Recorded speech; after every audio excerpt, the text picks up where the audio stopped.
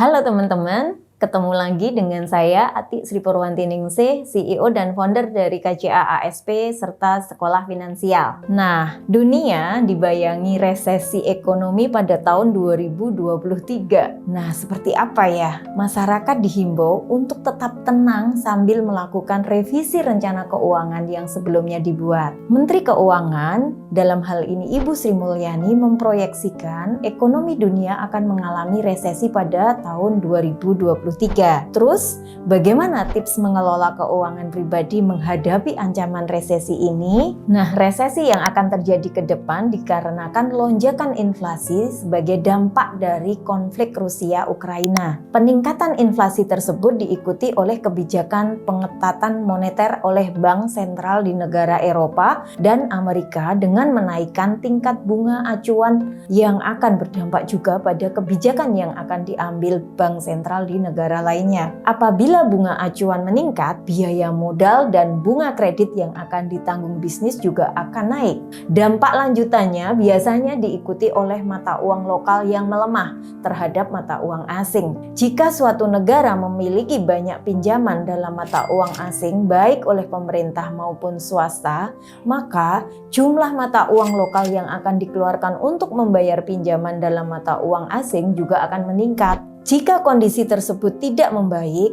maka kombinasi rentetan harga produk yang meroket, inflasi yang meningkat, bunga acuan kredit yang naik, serta pelemahan mata uang lokal pada akhirnya akan berisiko menyebabkan terjadinya krisis ekonomi global, teman-teman. Dampak resesi ekonomi itu apa saja sih? Pertama, hilangnya lapangan pekerjaan. Kedua, turunnya pendapatan domestik bruto atau biasa disebut PDB. Yang ketiga, produksi barang dan jasa menurun. Yang keempat, kredit macet. Yang kelima, banyak bisnis yang gulung tikar. Di video yang lalu saya membahas resesi dan solusi yang dilakukan oleh pemerintah pada waktu mengalami COVID-19.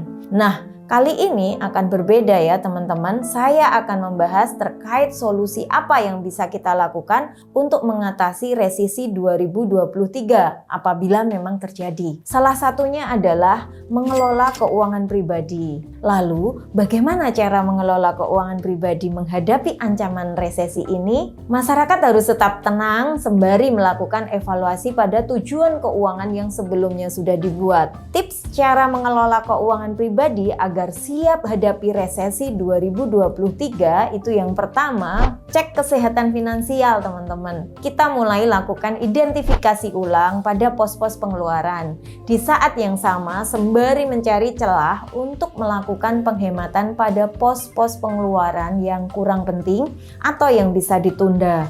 Apabila dari cek kesehatan finansial ternyata keuangan kita itu tidak sehat, segera berupaya untuk mencari alternatif tambahan penghasilan selain dari gaji tetap. Misalnya, memanfaatkan hobi untuk bisnis, berjualan online, dan lain sebagainya. Yang kedua, persiapkan dana darurat. Masa resesi akan memungkinkan banyaknya korban PHK dan minimnya lapangan pekerjaan karena tergantikan oleh teknologi.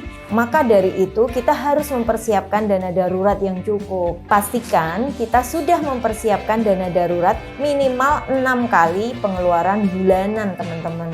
Hal itu disebabkan ketidakpastian ekonomi masih cukup tinggi. Tidaklah mudah mencari pekerjaan baru dalam waktu singkat seperti di masa pra-pandemi. Sesuaikanlah pula jumlah dana darurat dengan jumlah tanggungan Anda. Semakin banyak jumlah tanggungan, maka semakin besar pula dana darurat yang akan kita butuhkan. Simpanlah dana darurat tersebut di instrumen keuangan yang likuid atau mudah dikonversikan dalam bentuk uang dengan cepat dan rendah risiko, atau tidak mengalami fluktuasi nilai tinggi. Beberapa instrumen keuangan yang dimaksud adalah tabungan bank, deposito atau reksadana pasar uang, dan lain sebagainya. Nah, yang ketiga, lakukan investasi untuk mencapai tujuan keuangan. Seperti yang tercantum di data distribusi simpanan bank umum dari Lembaga Penjamin Simpanan atau LPS, total simpanan bank umum mengalami kenaikan 11,3% dari Januari ke September 2023. alias dari 6.035 triliun jadi 6.721 triliun. Data ini menunjukkan bahwa di masa pandemi orang-orang cenderung memilih untuk menabung. Apakah Anda termasuk salah satu di antara mereka? Nah, menabung tentu baik untuk dilakukan. Namun jika 100% dana Anda hanya disimpan di rekening tabungan, maka Anda kurang berinvestasi. Menempatkan 100% dana di tabungan hanya menambah aset tidur atau aset tidak produktif. Bayangkan saja teman-teman, bunga tabungan yang umumnya berjumlah 0 hingga 2% masih akan dipotong dengan biaya administrasi dari bank. Hal itu pun menyebabkan pertumbuhan dana kita menjadi semakin lambat dan tidak menutup kemungkinan bahwa seluruh dana kita akan tergerus oleh inflasi.